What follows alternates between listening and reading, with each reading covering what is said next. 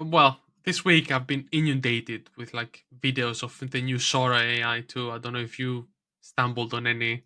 No, I haven't. You haven't. No. There is the whole internet is up at arms about this. Okay. Sora AI is like the ChatGPT kind of AI video creation tool.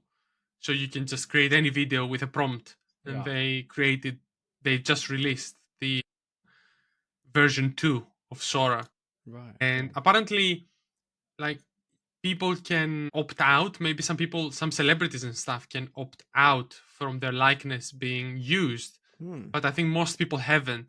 And like, there's been a flood on the internet of like people such as like random accounts, but creating AI videos of very famous people. Like, I've Hmm. seen videos of like Martin Luther King being like in a supermarket or something like that and All giving his right. speech and storming out, or like Martin Luther King like starting to scream and hit the podium while he's giving a speech or something like that.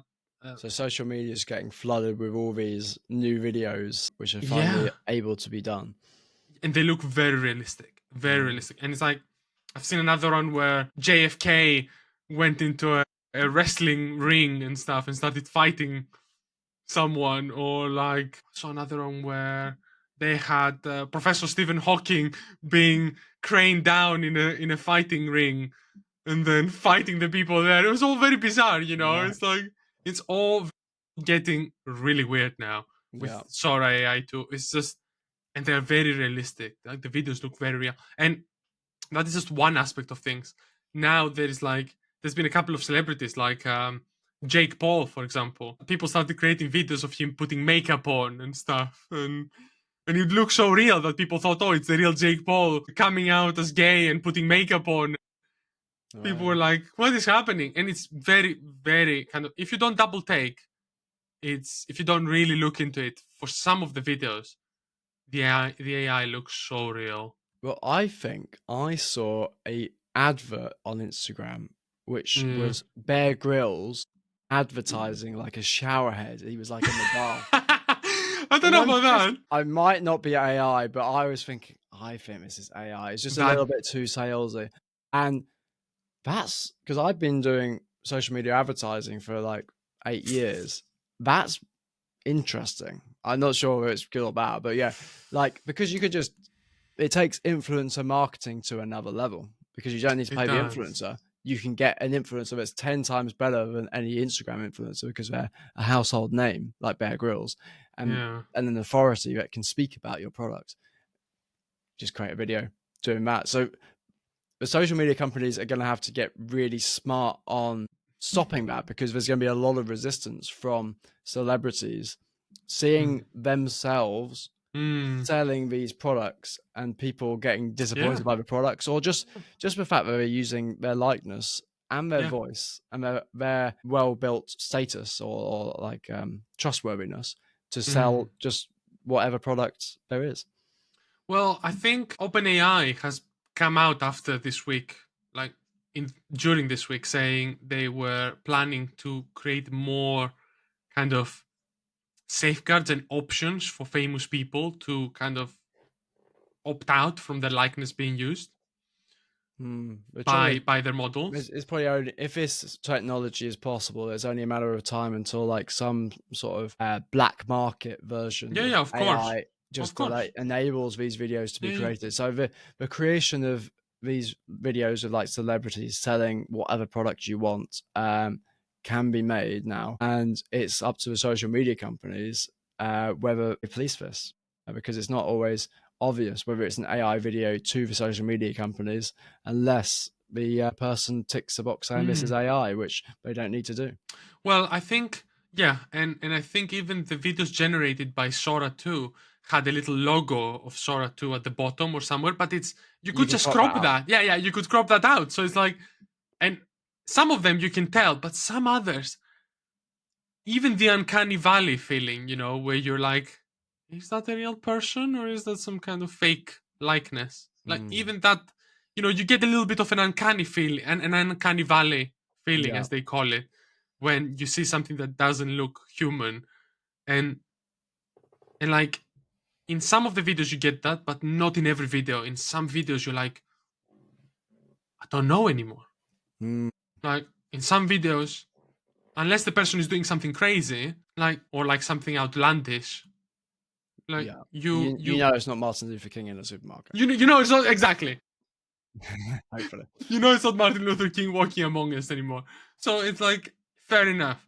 But as you say, people can create dozens of videos super quickly with very quick prompts and like filling up our algorithms and like our feeds now with all this AI slop. I think like it's Yeah. entertainment. It's entertaining to a degree, but it's But like when it's slop though. it's a problem with a complete democratization of content. So social media have this problem already in some degree of that it's a, whereas before there was gatekeepers like the BBC or whatever talent agency or whatever that Mm. stopped just about it stopped 99% of the population from actually just uh, unleashing their creativity on the world. Whereas in the last sort of 10, 20 years, social media has allowed people, normal people effectively, to or more people, it's taken the barrier down. The barrier of entry is lower, so that more people can put their creativity out there, which has been great for some in some ways. Now you don't even need creativity, or you don't need a skill. Rather, you don't need acting, you don't need painting. You just need the pure creativity, as it were, the idea to prompt the AI. Maybe you don't even need that, but it's and everyone, I think, has that innate creativity where they can at least come up with this idea. I think that would be really cool in a video. Let's put that into the AI, Mm. and then it takes seconds to upload it then to Facebook or Instagram. And so, yeah, you're getting flooded with much more quality content. We can argue whether it's quality content, but compared to 10 years ago, we've got like so many more content creators creating pretty good content, Mm. even though they're not really creating it. So that's the problem. It's going to get maybe super flooded. Maybe it's a good thing in some ways, but yeah, I think I, I it's not great. I think, as you say, maybe we need that flood of AI slop because once we have that AI flood, hopefully people will be like, no more slop, no more AI, no more AI generated content. Give us an option to untick it from our feeds.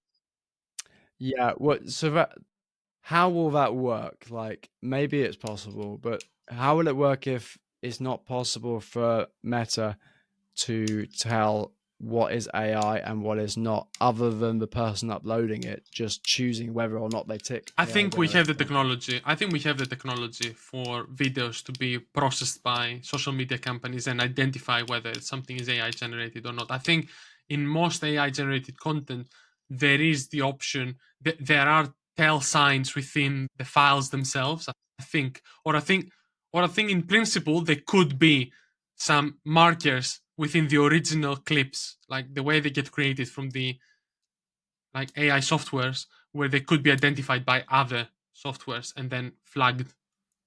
Yeah, well, hopefully that's possible, but I guess it's feasible that it will get to a point where that's not possible. I don't think so. I think AI, I think there was going to be always AI that can police other AI, if that makes sense. Yeah, well, that's a principle, I guess, in a lot of the tech space. But yeah, but it's not necessarily a rule. It's quite Will, likely. I think there's no will at the moment Mm. from any party to put those kind of guardrails in place for AI and It's not a AI generated massive content. problem yet, but it's probably very soon it will be. I think we're headed very exactly. I think we're headed very soon in a real problem because I don't want to get another video that might be, oh yeah, looks like exactly like a BBC News video. Let's take an example and tells me, oh, Mm. XYZ happened. And then I take that information, I think, oh, this has actually happened. And then I don't realize that it's not an actual BBC News Yeah, it's video. going to be. I guess it's going to get very important for certain providers to be very trustworthy in what they provide in terms of, yeah, like people, rather than going to the recommended things in your feed, people are maybe more likely to go to individual creators that they have subscribed to or follow, which they know are genuinely trustworthy, or they don't use AI content. So Yeah, you maybe. might go to, rather than, yeah, just open up your feed and going and seeing what's on your feed, you're there's probably going to be a trend of people more likely going to who they've subscribed to and looking for new videos. And so you'll go to, I don't know, like Piers Morgan Uncensored, and you Hmm. see, like, because of you've watched Piers Morgan Uncensored for 2 years, and you know that there's not AI generated content on that, and so you, well, there might be, but as far as you know, there's not, and so you're more likely to go there. And same with other creators, and the blue, like having a verified check mark, I think will be important, because then people know who's the actual Piers Morgan and who's someone else who's impersonating Piers Morgan. I mean, yeah, as a consumer, that would work. That would be good for us if we become more conscious and we go directly to creators, for example. But that's going to hurt the business model of a lot of social media companies like TikTok, YouTube Shorts, and like Reels and other kind of doom scrolling algorithm like business models. And the But companies aren't going to want that, because they want you to keep scrolling, because otherwise they only get you for that one piece of content and then you disappear. They cannot give you more adverts. While if you keep scrolling, they can push adverts to you every couple of videos, or every other video, So I think the companies, the social media companies, will be much more incentivized in the future to kind of curb that AI, unless no one cares, because no one can tell anymore at all, and they're all happy watching like their completely generated AI algorithm videos. Like well, nothing is in a way, nothing. it's quite nice, because if you look at, we call like content creators creators. I think everyone has a degree of creativity in them, and can come up with ideas, and this means that it's just a golden age of being able to create whatever you want to create and put it out there, and that's quite fun in a way. It's quite amazing that we've got this. We live in an age where we can produce all this stuff. We can experiment with ideas, and when we find a good idea, it produces a good result in Sora AI, when we can put it out there and share it with other people. And so, and then the AI out the yeah, it's probably AI algorithms on TikTok now or whatever, they sort up the best content for us to, that we most likely to like, of all of humanity's creativity, with the help of AI. And that's like the positive vision. I can see what you mean. Part of me agrees with that whole democratization of art and creativity and AI doing that for people. But a lot of people don't believe that. And I kind of, part of me also doesn't believe that. Because, for example, the families of Martin Luther King, and I think the family of Robin Williams as well, Oh yeah, I did see, yeah, about came out saying, please stop. This is yeah. this is not real democratization of art. You're just creating like all kinds of like crappy videos, really, Well, that aren't. trouble is, are they crappy videos if they got to the top of news feeds? If AI algorithms choosing them, how does algorithms work? They show us the content we're most likely to consume, and you could argue the best content is the ones which goes to the top. Maybe, but then it just, I don't think, I still think part of me thinks that AI, to a degree, just makes art and creativity more commercialized in a way, and more, and I don't know, and more accessible maybe. Yeah, I But do feel it is soulless in some but ways. but but exactly, but The there is end like a, product, but also the act. There seems to be something lost in not painting the picture or whatever, or not having the human actor actually do it. I don't know, yeah, but exactly there does seem to be something. like to me it kind of there is like a key element of humanity that is lacking from AI generated content and art and stuff. I don't know what was, if there was like an underlying story to the thing that was created. There was, does it contain someone's experiences, pain, suffering? What am I watching? I'm just watching nothing, really. When it's AI generated, there's nothing to think about. There's no person behind the art. Yeah, but it can be fun or interesting. But it can be fun or interesting. I'll concede that. Yeah, which is like, maybe a lot of people are on social media for something fun or something interesting.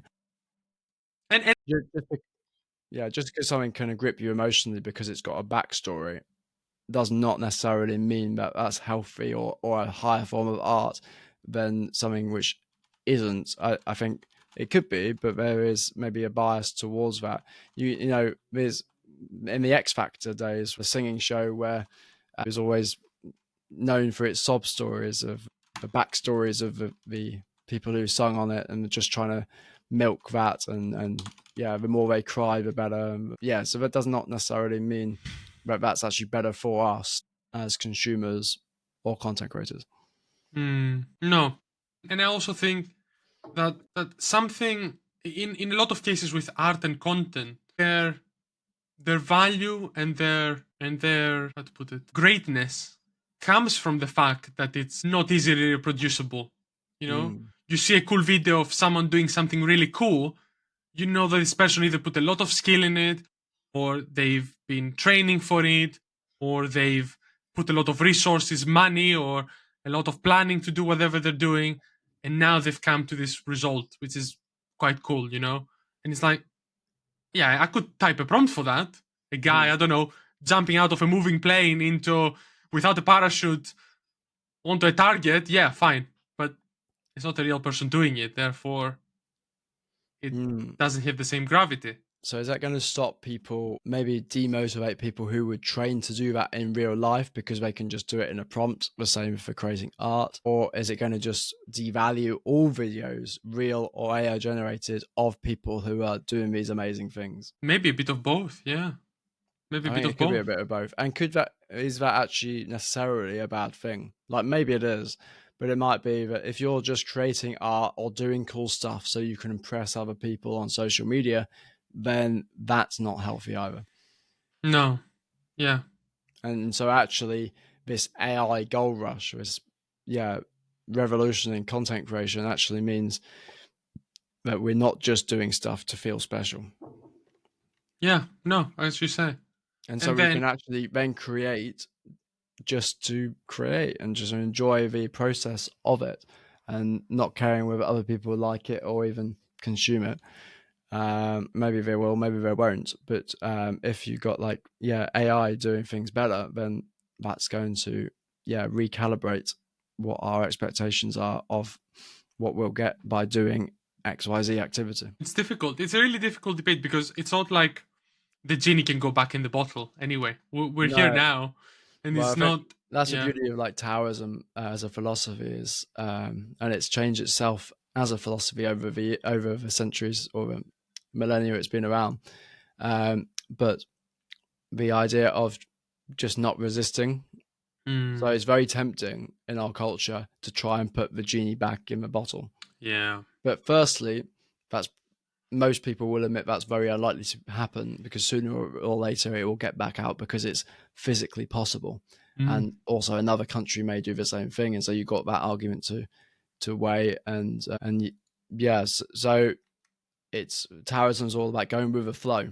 So first you have to acknowledge what the flow is, and then you go with it, and then you can sort of edge it in maybe the optimum direction. But if you're always fighting it you have no chance. Like sailing, that you have to sail with a wind in your sails. If you're going to go against the wind, you have to have a wind with you. mm, yeah.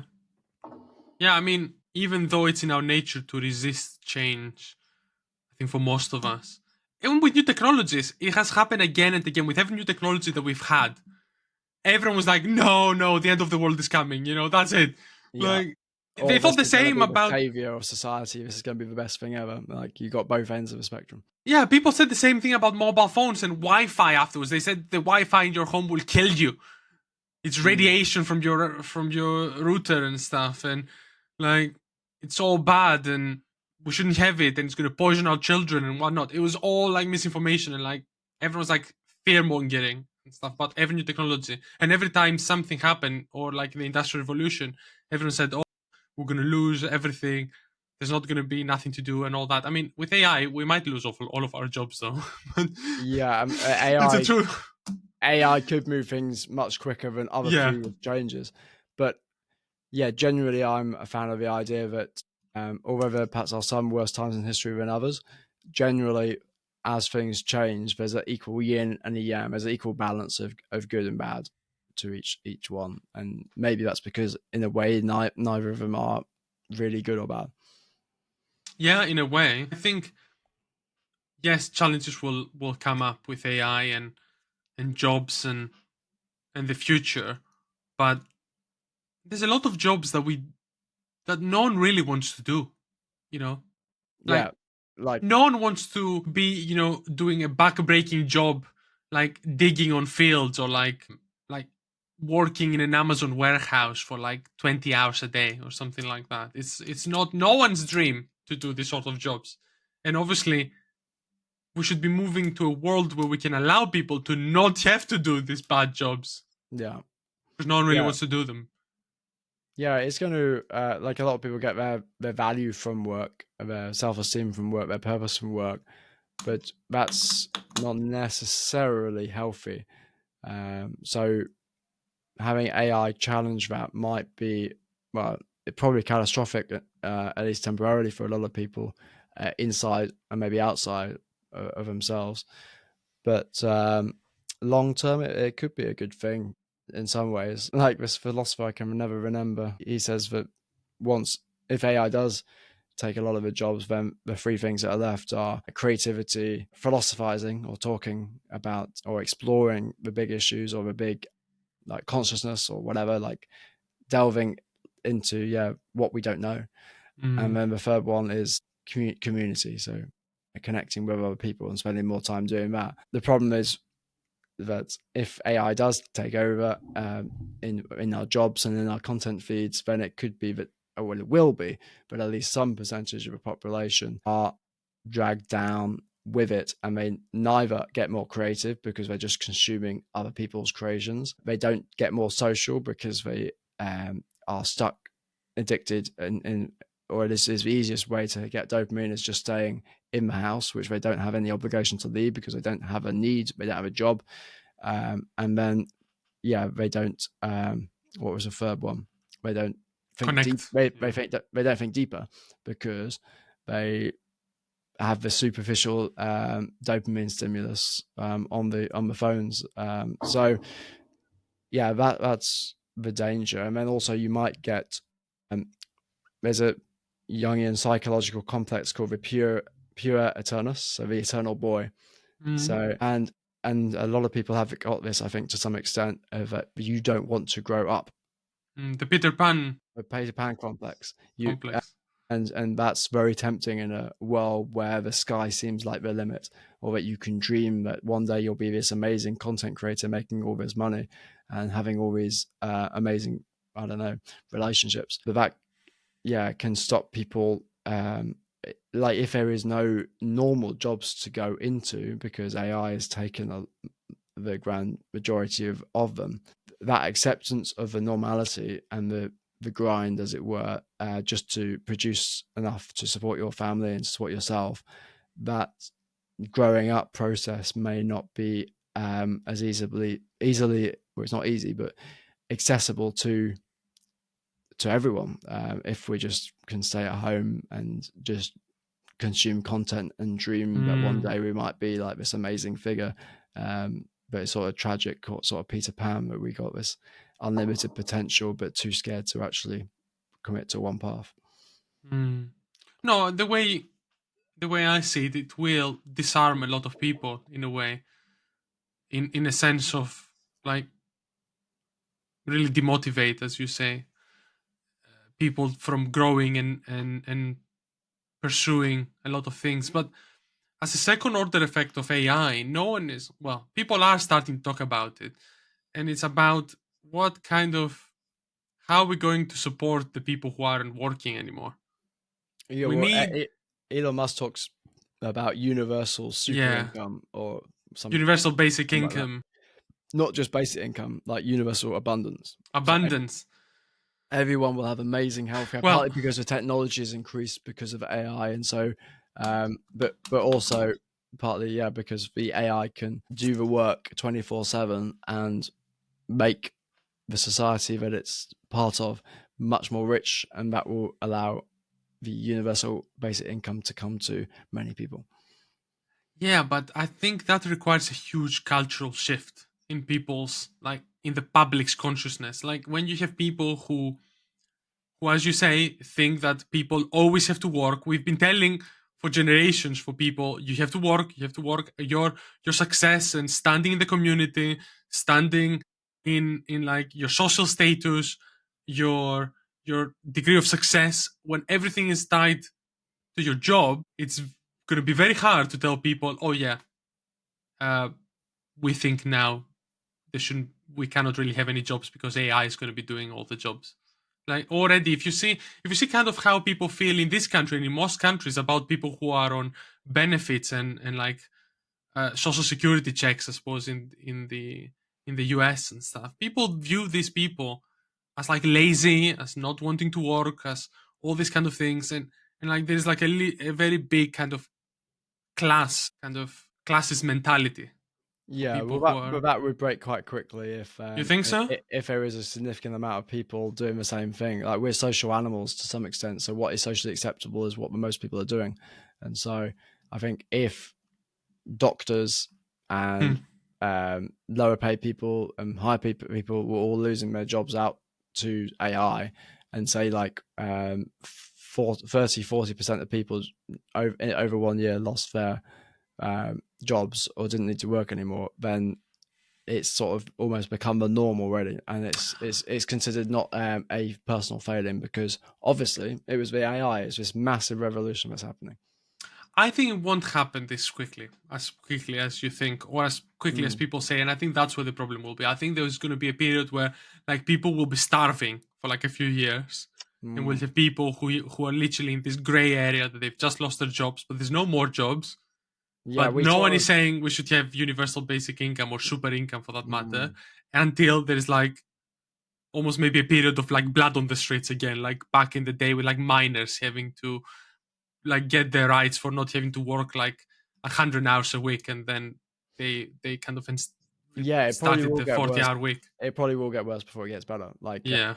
we assume that the AI is, if there's a suddenly revolution in AI, then it will, yeah, produce the ability to have universal basic income, first the income, and then yeah, the politicians to respond to that.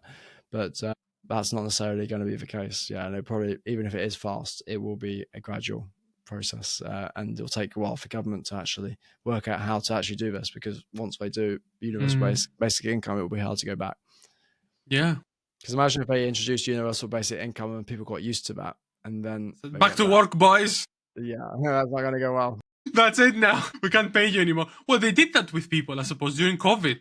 If you think Yeah. about it, a lot of the people got like furloughed and stuff. And during COVID, like this was almost like a social experiment during COVID, where we got almost the entire population, apart from like small percentage of like healthcare workers that still, and some supply chain workers and stuff that continued working over the pandemic. Most people were furloughed and they were sitting at home just collecting their 80% salary and just consuming content and doing social media. That's why we Pretty had much. such a boom in the social media apps, and they all went like experienced their golden age for like 2020 and 2021 maybe, and then we send everyone back to work.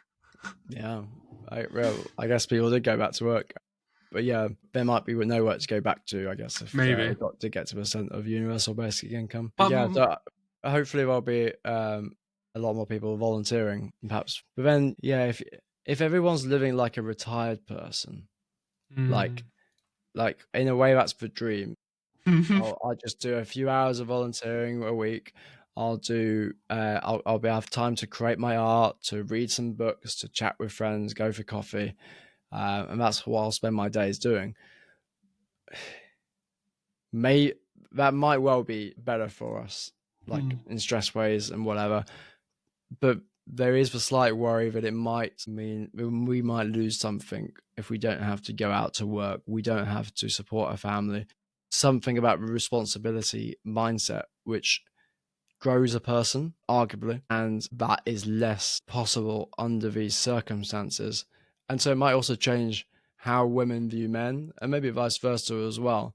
Like traditional gender roles of men, where that we're provider of a family, and you get a lot of your purpose and feeling of your role in life from that, and your attraction to the opposite partner, that's still the case to some degree. Although obviously, women can also provide for their family as well, and that Mm. might make them attracted to men. But probably it is more so still the case that a man is more attractive if they can provide for their family, whereas men don't necessarily look for that so much in a woman, rightly or wrongly. I think now that you mentioned traditional gender roles and stuff, I think all that will also go out the window in a way with the increase of technology and AI and everything else. Because I was watching a video recently where they were saying China, I think, is planning to create this sort of like artificial baby factories, effectively, where Sound they it sounds totally dystopian, but like Yeah, Brave New the World.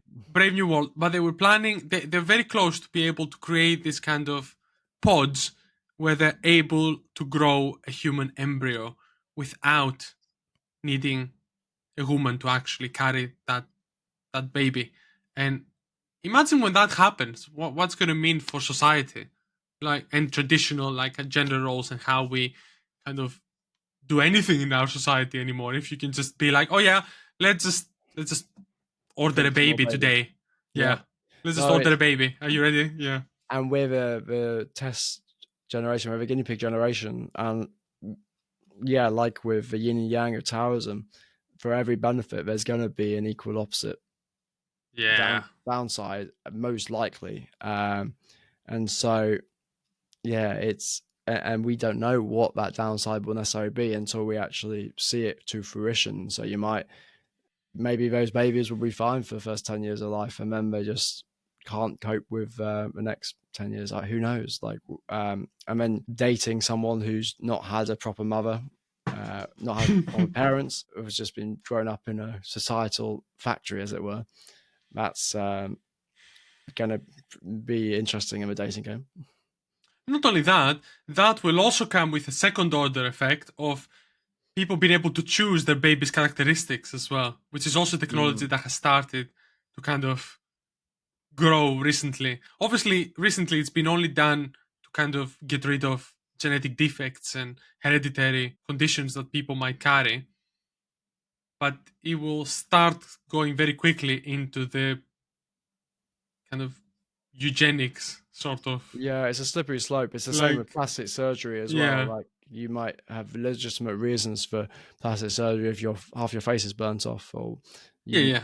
need some if it could help you function better. But yeah, the trouble is now with maybe the trouble is not necessarily, but the potential trouble is that everyone, especially if we have a universal basic income, can make themselves look as whatever they want. Um, Mm, and so, in a way, we got this strange effect of AI introducing AI girlfriends and whatever. And so, but then we also got humans becoming more robotic, and we've also got, mm.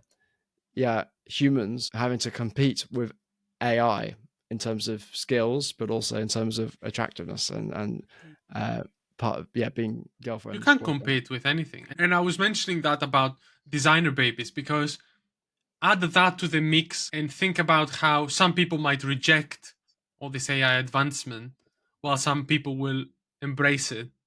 And then you'll have like you start having a divide of like people who have chosen all the designer babies, babies that are super smart, they're all blue-eyed, they're all tall, they're all fit, they have no issues, and then the other people who are still choosing to have babies Yeah, normally, they will have like babies that are probably, not as not as smart, maybe not as, you know engineered to be as fit and everything else. And then there's going to be a divide of people naturally where people are like, oh yeah, schools for gifted children and schools for like ungifted yeah, children for that the matter. the divide is going to Yeah, grow, and that that will that's what I reduce think. an inequality, further inequality in terms of income and skills and social skills, IQ and EQ.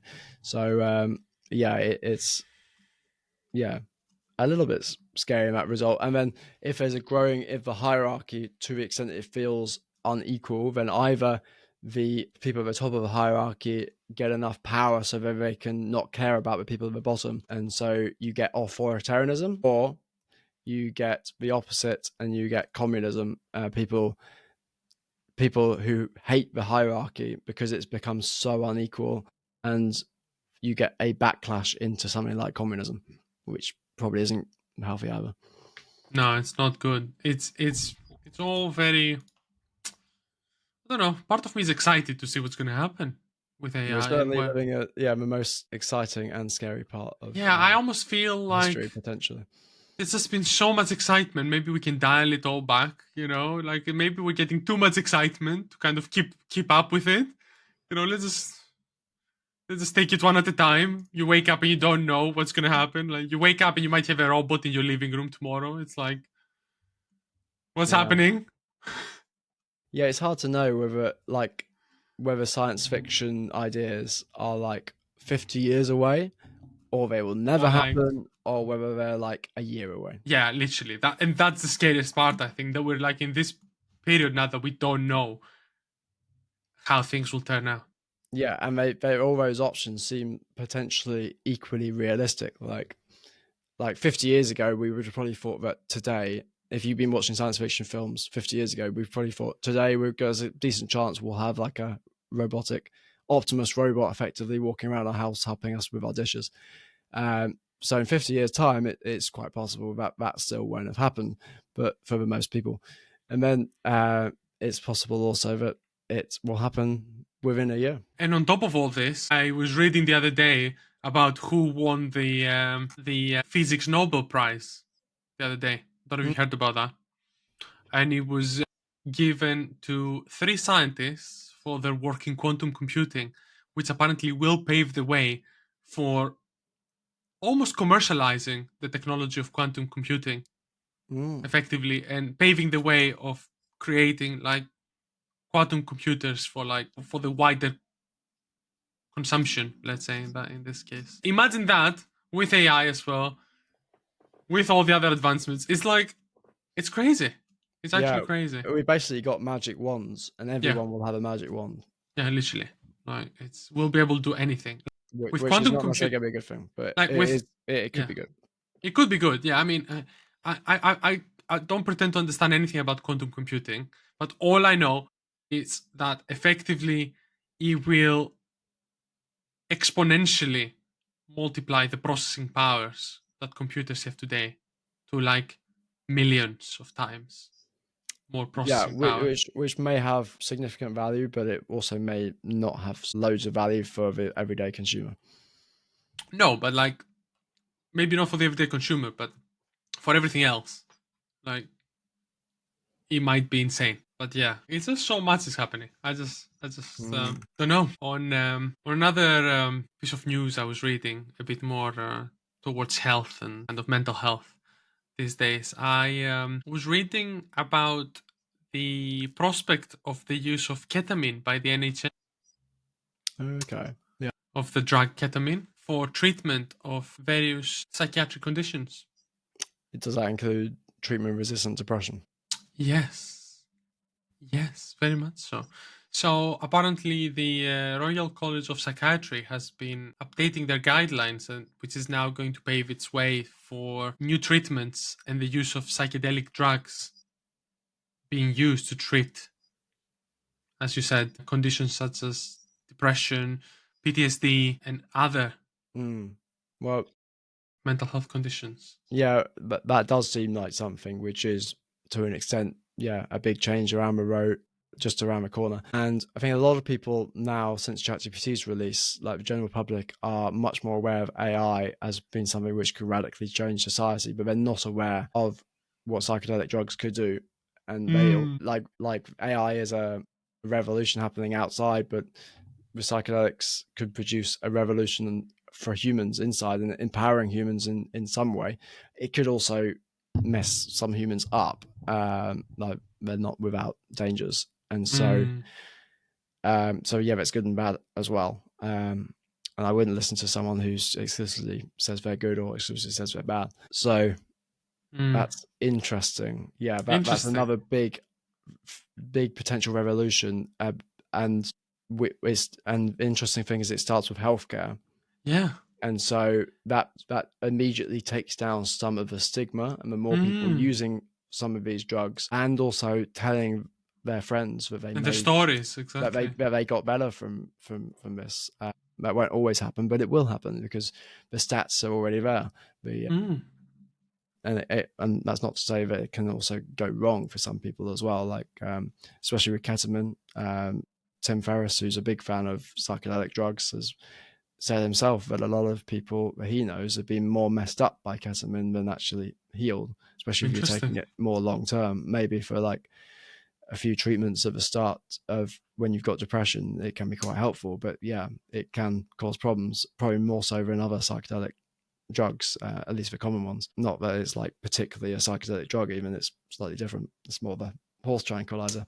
But yeah, that's it's interesting. We sort of like got we see AI as being transformed and becoming this amazing like technological god, as it were, but also and humans being left behind. But the psychedelic revolution could also counterbalance that to some degree. That's why I was mentioning it, because I like. That's why I thought to contrast it with the rapid increase in AI, bring in the psychedelics and talk Yeah, about the why not? psychedelics. Two And subjects we like to talk about. yeah, it is. And I thought, to be honest, I thought the NHS, our National Health Service, would be very resistant to actually go down that route of using psychedelic drugs, to be honest, Mm. as treatment methods. But I think that most people will recognize that we don't actually have, even with the drugs that we have today, with a variety of antidepressants, add other psychiatric drugs and SSRIs and whatever, we're still nowhere near treating well most like psychiatric mental health. And I think everyone that has seen that to people they know, or they have people that are affected by mental health problems, they can acknowledge that we need better treatments. Yeah. So, which I don't think the AI will help us yet with. No, no. You need a radical change in some degree of how you're thinking. Like in psychedelics, sort of can rewire your thinking, not in terms of it's consciously rewiring necessarily, but it's allowing you to think in a different way, which means that you don't need to think in the thought patterns that you've trained up as a result of trauma or life experience over the last how many years you've been living. So it allows you to think in a different way, like it gives you a fresh start, as it were. Precisely. And I think being done in a controlled environment with professional help under the NHS's supervision and guidance could be such an amazing tool. As you said, both take away the stigma for people, give people that have had drug resistant treatments conditions the treatment they need. Mm. So it's so good, I think.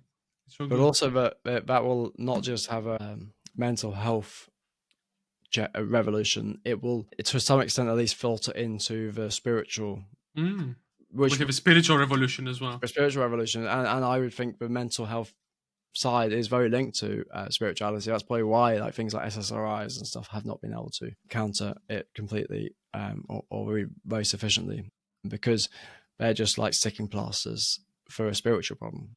Mm. And yeah, whether spirituality is just like going out for walks in nature and being able to actually experience it properly, or its experience of God, whatever you see God as, whatever it is, psychedelics does make more people more open to that and wanting to reprioritize their time to focus on that. It'll be very good to see both how they turn out and also get data and see how people's life changed after the initial kind of data starts coming in, after people get treated by all these new psychedelic drugs.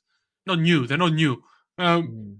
like getting treated by as part of the new studies into Yeah, psychedelic drugs and seeing the impact to the mental health. Like it would be so good to see the difference and the impact that it makes, and taking away the stigma, as you say, of people yeah. thinking, I "Oh think yeah, taking away the stigma will be really important for the actual healing effects to happen. And like to some extent, because psychedelics have traditionally been taken as a ritual medicine, and there has been some studies which suggest that the ritual context is important for their true efficaciousness of those Mm. drugs to work. So then you've got the slippery problem of how much do you introduce religion into the healthcare space? 'Cause can you really imagine the NHS, even if studies say so, introducing like, I don't know, like a shaman banging on a drum? That's very, I don't know. I don't I know can what. imagine. I don't.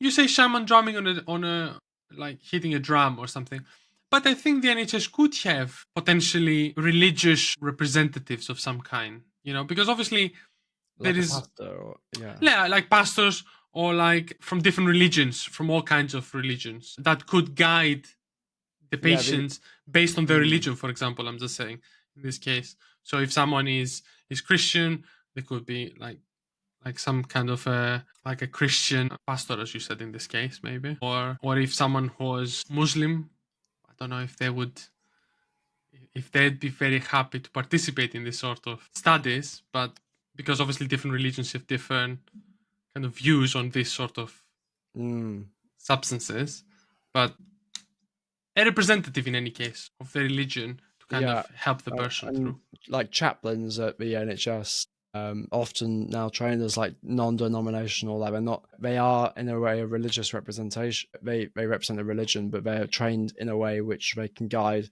anyone, with their dying or with their Hmm. whatever, going through a family issue. They can guide people, and they're not judgmental about what your religion is, or and they're trained to not say things or that you need to give your life over to Christ or whatever. They're trained with all that these days. So even the Christian chaplain would often be more like, not shoving down an ideology down someone's Yeah. throat. So that's the way the training structure is there for to train those people up. Yeah, as you say, chaplain. I had forgotten that chaplains exist.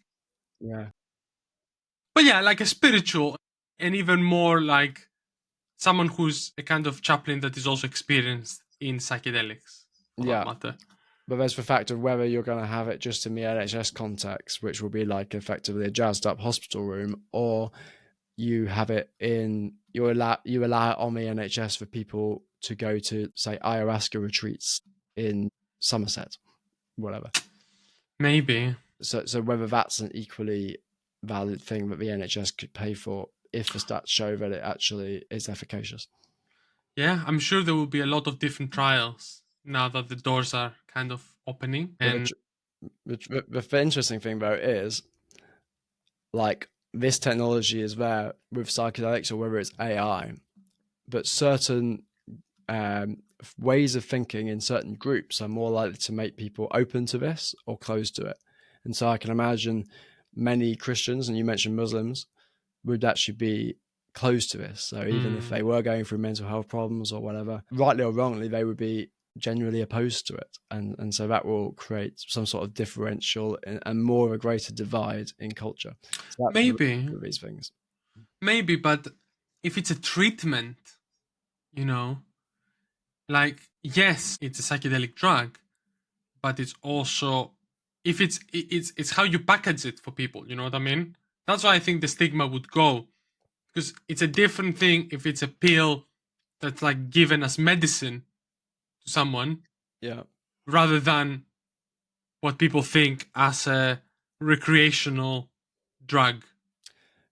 You know what I To an mean? extent, but you might argue as a Christian, or not as a Christian, or as a Christian, yeah, but it's more threatening for people to be taking these, in a health context rather than in a recreational context, because arguably in a recreational context of like at a party or whatever, you don't get the full spiritual effects because you're not doing it behind a blindfold, and so you're not going internal, which a lot of these studies show that you get more profound experiences when you wear a blindfold when taking these substances. So if more people are doing that, and then more people are reporting insights into the sacred, then organized religion Will oppose it. will naturally, I guess, would oppose it to some extent, because it's sort of subverting, like Jesus and the Buddha, they opposed or challenged organized religion at the time. And so, Mm. and yeah, they weren't very popular for it, like especially Jesus. But yeah, Buddha challenged the yeah, the Hindu priests, not called Hindu at that time, but yeah, as the sort of guardians of the divine. And so, if you democratize the access to the divine, whatever Mm. you take that to be, then that will make you not very popular with the priests, whether your experience of the divine is backing up their point of view or not. We're trying to democratize everything from Yeah, art to religion to religious experiences. Everyone has everything. yeah. Which the worry is there will be a backlash of authoritarianism and people clasping onto order and old worldviews. And the only way to do that will be to be quite authoritarian, more authoritarian than we had to be 50 years ago, because we didn't have all this Pandora's box of many different things available to us. You're right. It will be hard to tell what's going to happen. I just like the possibility that it will be more accessible for people one way or another. Even if not everyone takes it up, the people that will take it up will benefit greatly from it. Especially for people that they want to try everything. Yeah.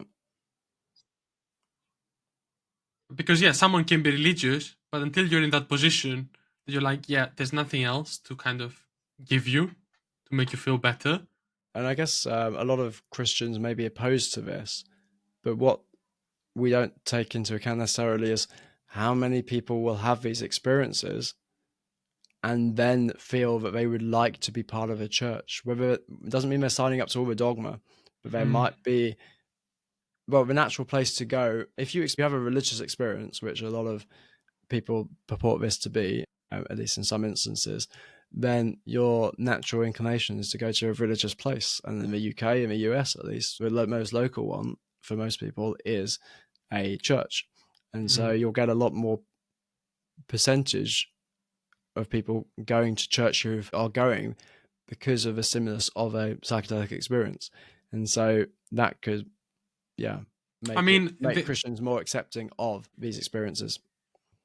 I think I've had read as well that even if you're an atheist, the studies show that even people who are atheists, after having a psychedelic experience, most people will report to not be atheist anymore and be Yeah, more which is agnostic. mind blowing in itself. Yeah, Like, which is mind blowing in itself. because you could say, yeah, oh, that was just a deluded experience. But like my guess before I ever took psychedelics would be that if someone had taken psychedelics and they were less likely to be atheistic, I'd be like, yeah, like I wouldn't expect that, because I would have thought that, You'd make them even more so. yeah, when you become sober again, as it were, then you come back to your old attitudes, and then you're able to look Mm. back on it and see, oh, that was just a deluded part of your experience. But But it doesn't seem that way. it's interesting that that often is not the case. Maybe exclusively is not the case. That's what uh, studies show. That yeah, yeah, so if you have a profound experience, if you have enough of that substance, then it does seem quite unlikely that you are going to come out as atheistic and as sure of your atheism as you were as when you went in.